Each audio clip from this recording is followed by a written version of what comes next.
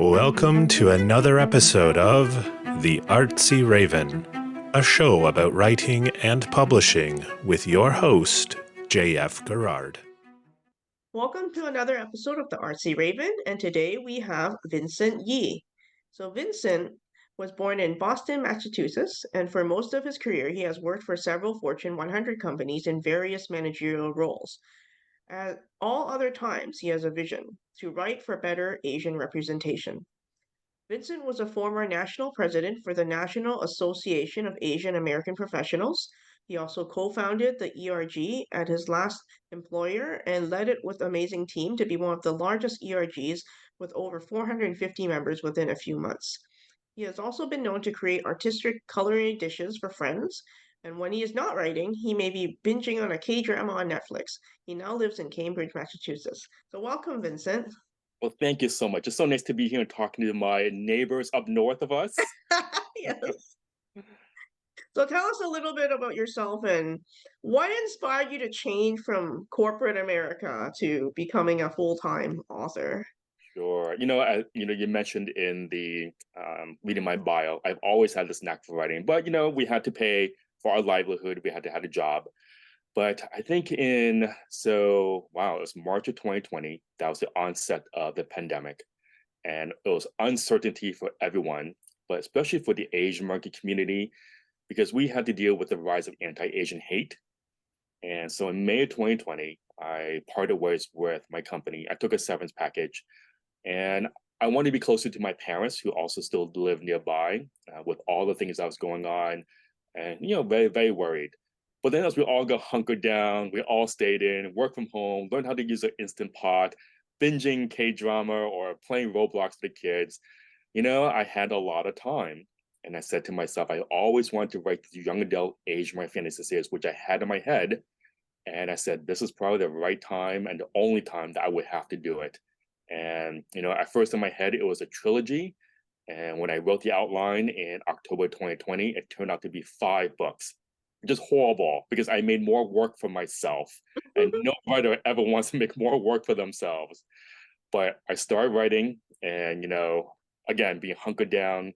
Book 1, I probably finished pounding away at my keyboard in about 45 days. And then if you go actually read my website, between every single manuscript, I had to binge some K-drama just to clear my head. And so I had a really good thing. I was writing, binging a K-drama or something on Netflix, and then writing again until I finally wrote 5 manuscripts in about 6 months. And then I published all 5 books in the next year in 2022. Now, after you finished your manuscripts, did you how did you choose to self-publish? Like, did you want to approach agents or Yeah, the more traditional, everyone has this dream, right, yeah, about the traditional road, and someone else will do all the editing and marketing and stuff like that. But totally. No, so you're totally right. I felt that I really had something, and seeing that I had 5 books and 5 books pretty much written, I tried to sell it to a literary agent or try to get representation. And it's tough. There are still barriers for Asian Canadians, Asian Americans getting into traditional publishing because it's very subjective. But I think also the thing is, in many Asian American books are usually based on one ethnicity.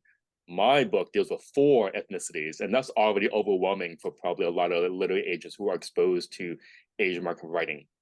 And so I did try the literary agent route, and as well as I, send that query letter in. It could take 90 days for them to respond. And so I gave myself a 90-day time limit. And if I didn't get a literary agent or representation by that time, I decided that I was going to basically just self-publish myself.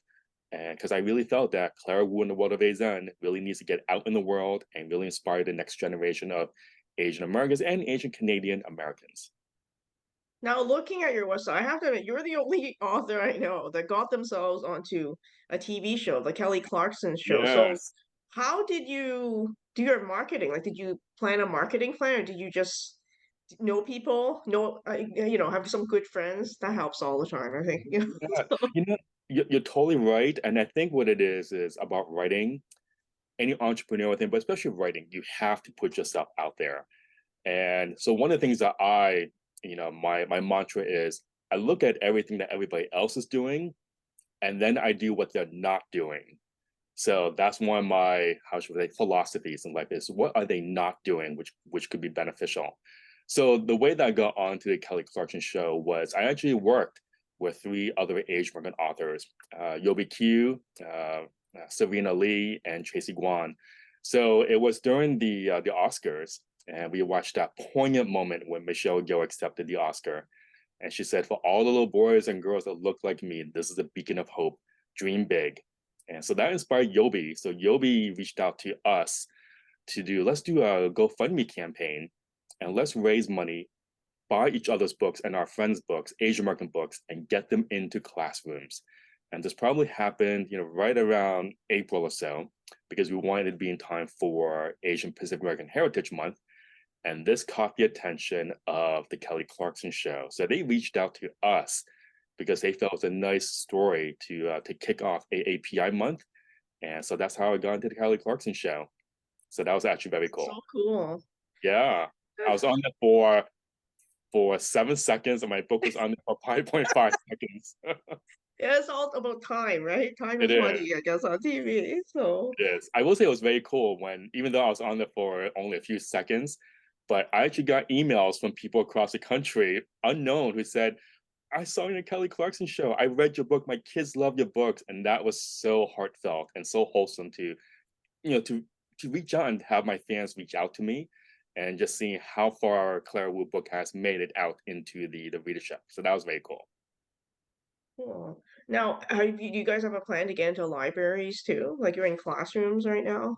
Yeah, no. So one of the first things I did was to get into libraries, and then probably about a year ago, I started that initiative. Got myself into one, then two, and then finally 5, 10. So I'm in about probably 50 libraries right now across the nation. I have to thank my fans and my supporters because they actually went to their libraries and got the books into their libraries in their respective towns. I'm only one guy. I can't reach out to 40,000 libraries across the nation. But thank you to my fans or what have you. And it was really cool. Last month, here in the Boston area, I was just doing some random checks on the library checkout, and 90% of the libraries had my Clara Wu checked out for some strange reason in the month of June. Not quite sure why. Maybe it's Kelly Clarkson show. I'm not quite sure why, but that was very cool. But then after working on getting libraries, I got myself in a few bookstores. Then I started working on school classrooms and their libraries. And what I'm really working on right now is trying to get myself into school classrooms and to actually be part of the curriculum, because I think what's valuable and what's amazing about Clara Wu and the World of Zen is that readers get exposed to 4 Asian ethnicities, their cultures, their language, and everything. So I think that's very cool.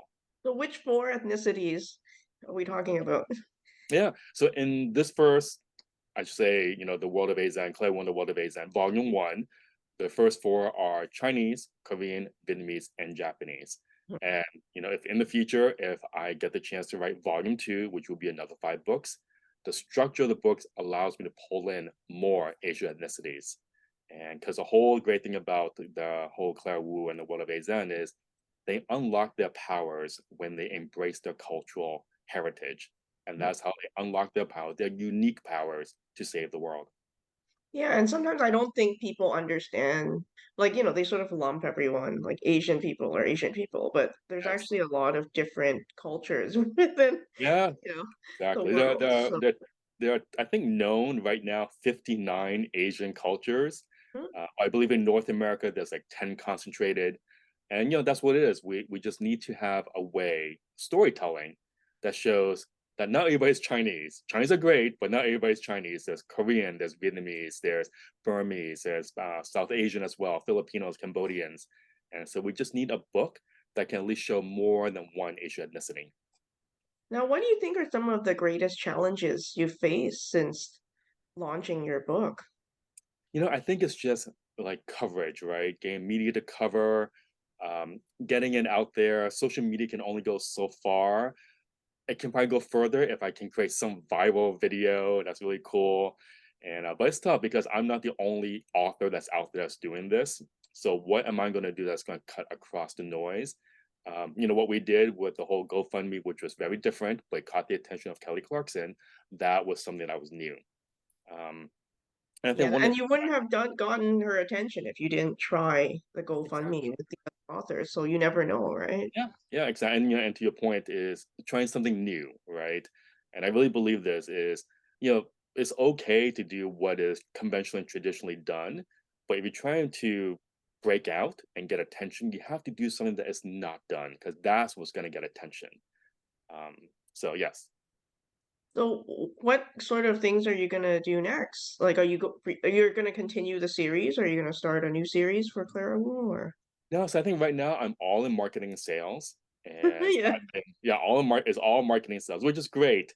I think one of the great things about the whole 5 book series is that usually when one reader loves number one, they get two, three, four, and five, and I see that coming through on the back end of Amazon, which is great. I see people ordering two, three, four, and five, so that tells me they have book one, because so that's really good and that's very cool. I think the other great thing is I'm seeing it among my friends. Their children of various Asian ethnicities are reading the books and they're binging the books. I think the youngest person I know that actually read all 5 books is 8 years old, and I kind of tease that she's a tiger mom, and that's why he's read all 5 books so quickly. But it's been really great among middle grade students who are between, say, the ages of 9 and 12. But now I've got high schoolers, I've got college kids, and I've got adults who are reading it, and the adults are telling me they wish they had this when they were younger Hmm. as an Asian American. Oh, And definitely. yeah, I think that's great. Now, how did you commit to writing so many books in 6 months? Like, you already had the outline in your head before you started? Did that? I had only Hmm? scenes in my head, Okay. that was inspiration, Yeah. right? I had all these scenes, Clara's to my left right here, and all the other characters. I didn't know their names at all at the time. Only until I got down writing the outline, because that's how I write, and there are a lot of methodologies, different ways for authors to write. I write using an outline just so at least I can see where the story is going. And so I wrote the outlines for books one, two, three, four, and five. But I will have to say that by the time I finished manuscript four, the characters, their character development changed so much. Their development just fully came into full bloom. And so I had to actually spend a month to rewrite the outline for book five. And I think that's the whole journey about writing.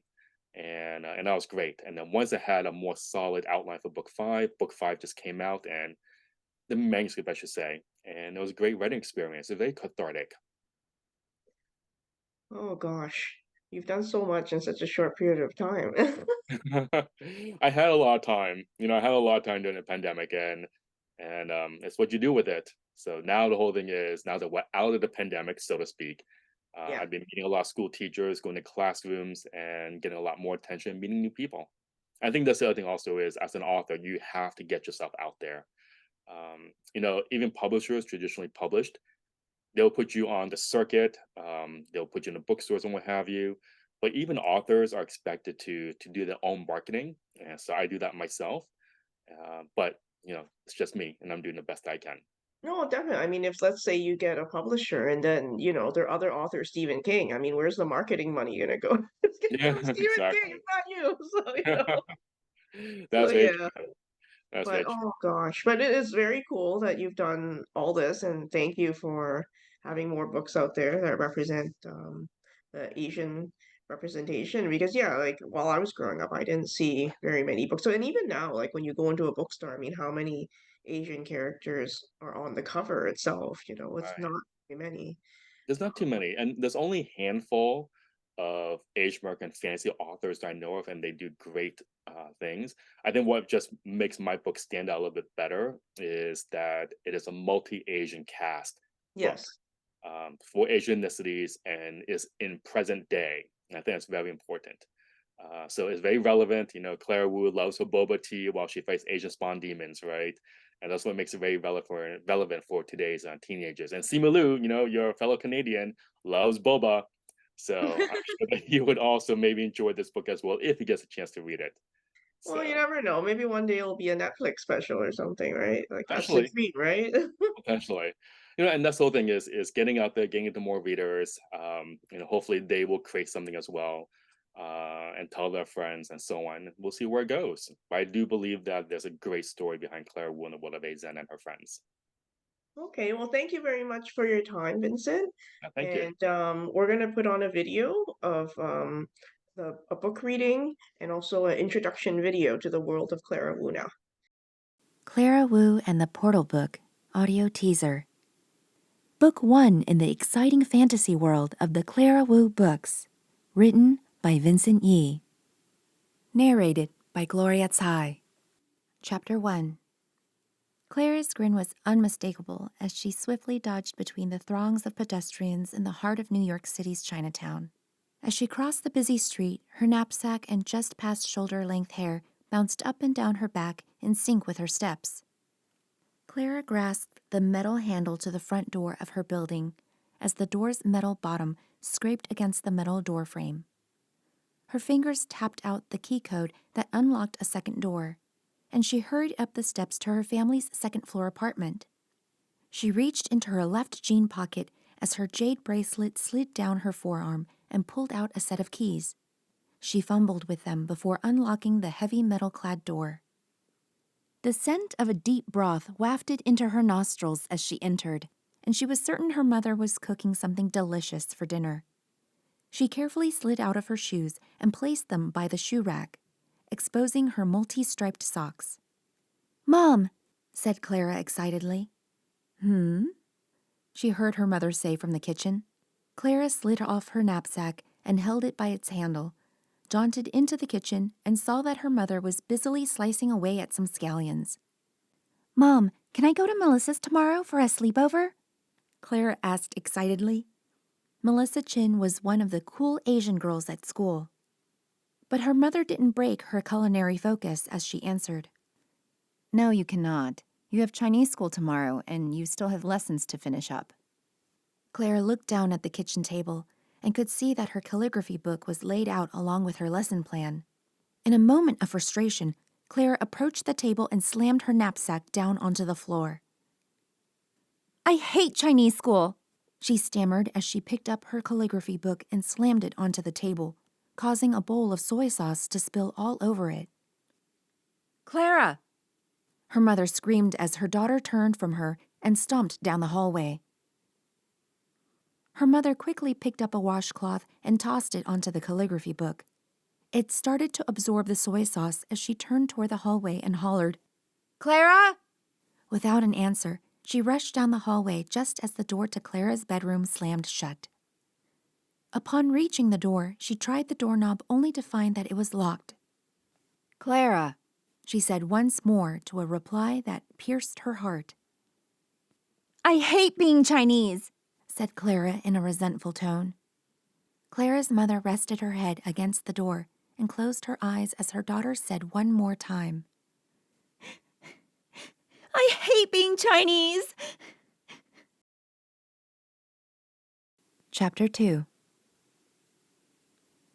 The doorknob to Clara's bedroom gently jiggled before it stopped.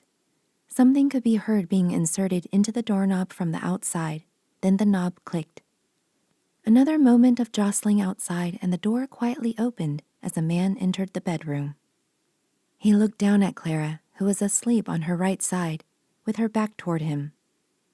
He smiled at her and gently sat down on the side of the bed. He quietly called out her name. "Clara?"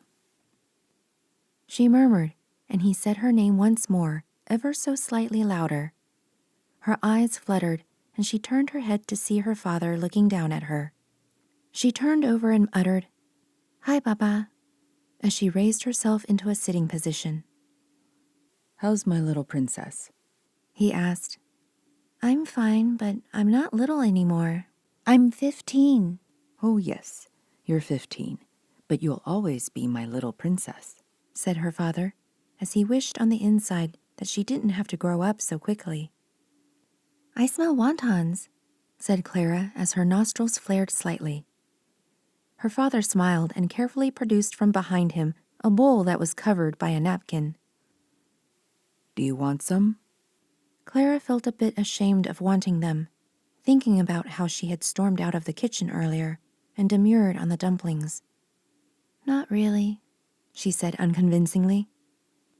Her father removed the napkin. The irregularly shaped white porcelain bowl had 2 holes on either side, where a pair of red chopsticks was threaded through. But in the bowl were beautiful wontons and a spicy chili oil sauce. It was one of her favorite foods. He moved the bowl toward Clara's stuffed panda that was sitting next to the pillow. Maybe Bobo would like some delicious wontons. Stop, said Clara quietly. He only eats bamboo. He looked at his daughter and purposefully moved the bowl near her face as wisps of the fragrant spicy chili oil floated beneath her nose as her stomach growled. Her father looked at her and said, I don't think Bobo growled just now. As he held the bowl of wontons in front of her, which she begrudgingly took into her hands. But secretly, she adored her mother's wontons and other Chinese culinary creations. Thanks, Papa, said Clara remorsefully as she patiently held the warm bowl of wontons in her hands. Eat that at your desk, not on your bed, okay? He warned before he continued. I heard you got into an argument with Mom earlier. To which Clara nodded as she held her head downcast. I know you really wanted to go over to Melissa's, but we have to plan these things out, okay? Okay. Your little tantrum earlier caused a whole bowl of soy sauce to spill all over your calligraphy book and seep into the pages. Your mom tried to wipe it off, but it made it worse. Now it's ruined and it smells like soy sauce, said her father.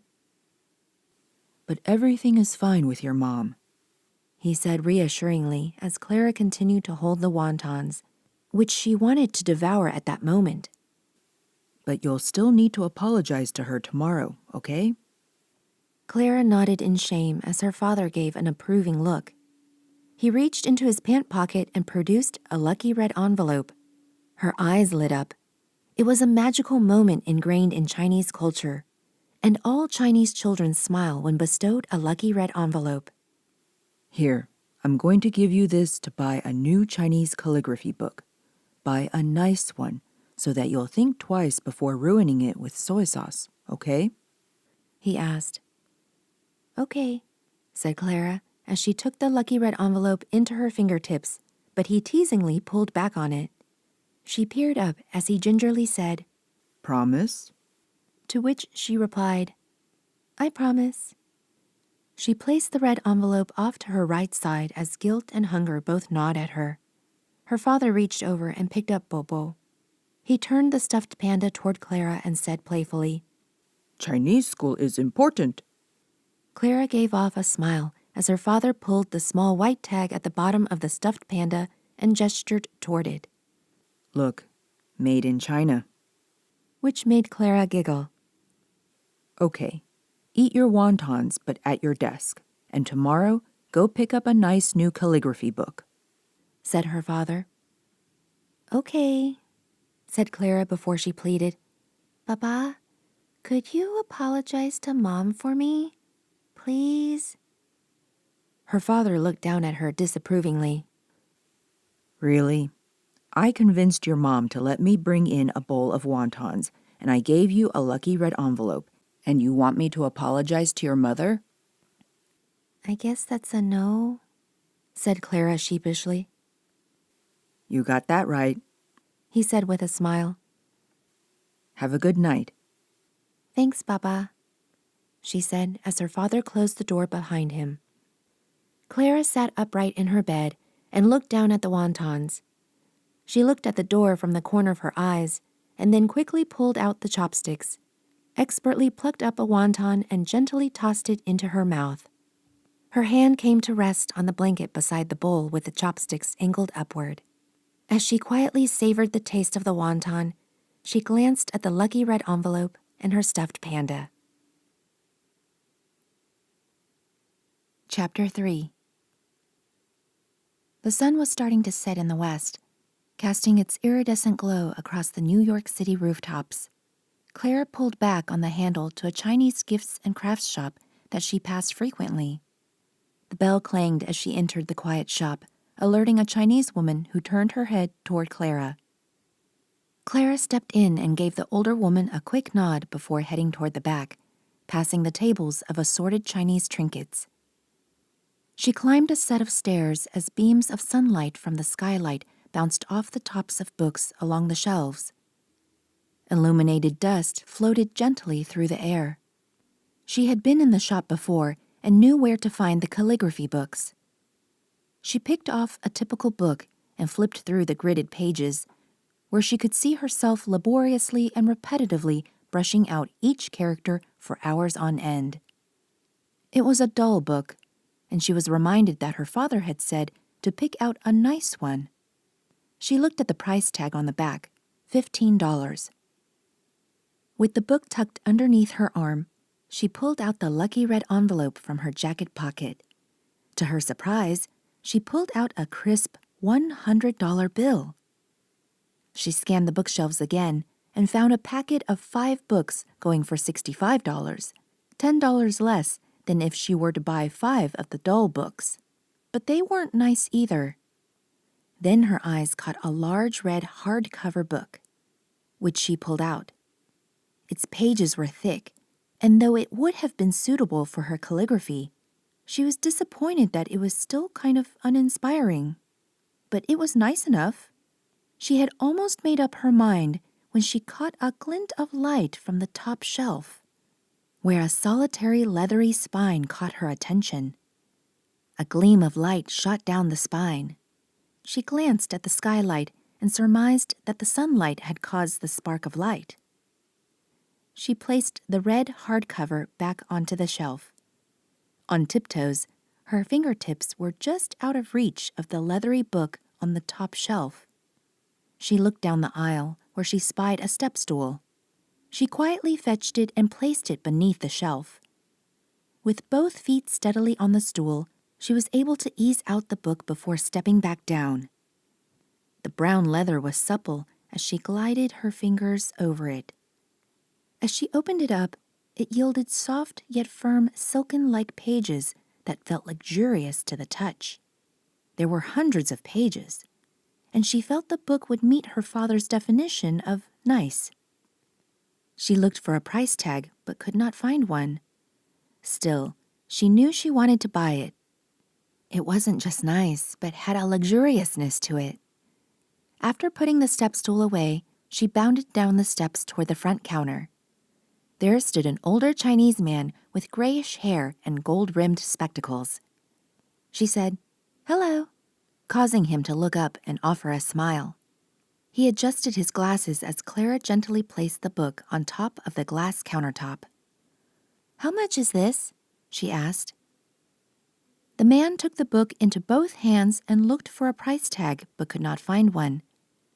He looked down at her and said, "This is a very expensive book. If I remember, it is $120. Clara looked down at her lucky red envelope and gently pulled out one end of the $100 bill and said, "I only have $100. He took note of her disappointed tone and asked, What are you going to use this book for? "It's for my Chinese calligraphy." He gave an expression of pleasant surprise and slipped the book into a flat brown paper bag. He rung it up in his cash register and said to Clara, That will be $88. Clara graciously smiled and handed him the $100 bill, and he made change for her. He extended her $12 in change, and Clara reached out for it with her left hand. That's when he saw her deep green jade bracelet. Beautiful jade bracelet. He remarked. "Thanks, my mom gave it to me," Clara responded. He smiled and carefully handed the bagged calligraphy book toward her as he said, Lucky money for a lucky calligraphy book for a lucky girl. She smiled as she took the book and thanked him in Cantonese. "Dojie." She elatedly left the shop. When Clara came to the door of her apartment, she hesitated. She had not apologized to her mother yet, and she could feel the shame weighing on her. She quietly fumbled with her keys and opened the door slowly.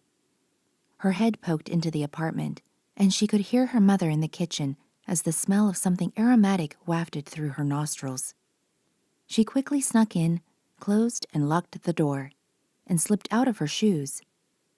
Making sure that her mother was well immersed in her cooking, she scurried like a whisper down the hallway.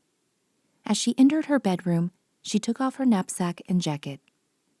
She excitedly slid out her new calligraphy book and placed it atop her desk. Turning, she walked toward her nightstand and pulled out her phone. She saw it was a bit after 5 p.m. She plugged in her charging cable and caught Bobo looking up at her. She playfully said to her stuffed panda, "Don't give me that look. I'll say sorry to Mom before dinner." She settled into her chair, flicked on the desk light, and brushed aside her hair as she opened the silken-like pages.